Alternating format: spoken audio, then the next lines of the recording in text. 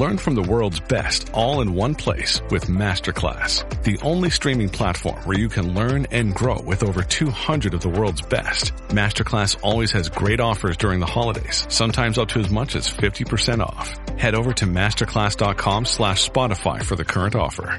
That's up to 50% off at masterclass.com/Spotify.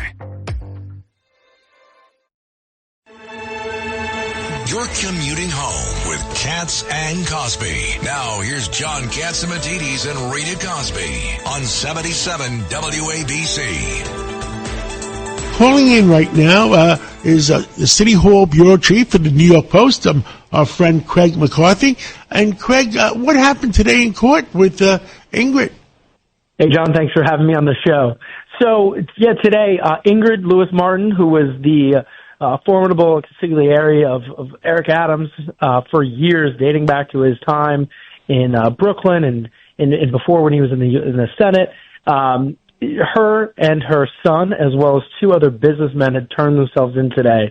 The Manhattan DA, working along with the Department of Investigations in the city, are alleging that through her son that they accepted $100,000 in what they're considering. They said they were loans, but they've never been repaid. It was just two pairs of $50,000 checks. Now, in exchange, they say that these two businessmen were working through Ingrid Lewis's son, Glenn Martin II, to get favors throughout the city. That was fixing some DOB issues. It was helping some permits along, and she was fast-tracking things with the Department of Buildings commissioner.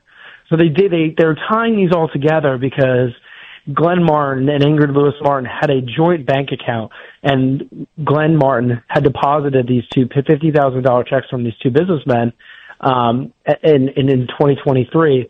And what they're saying that they used them for was he spent $113,000 with the cashier's check to buy a 2023 Porsche.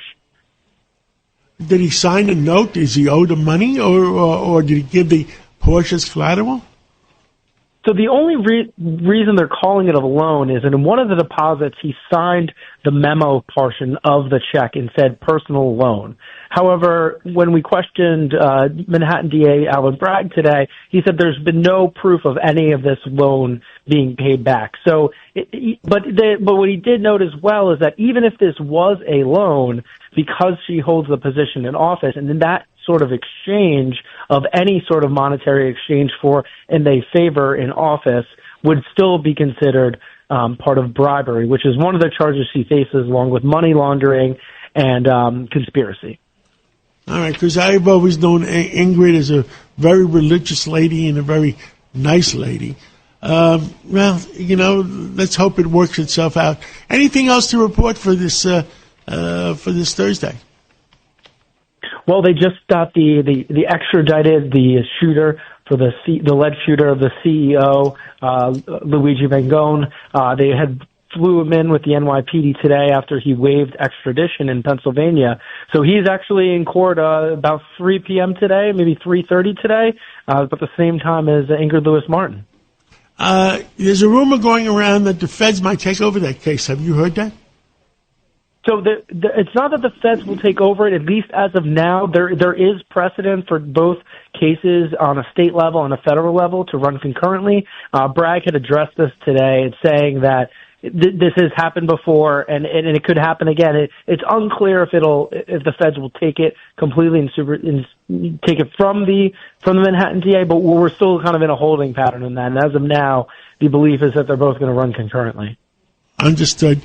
Craig, we'll catch up with you again on Sunday.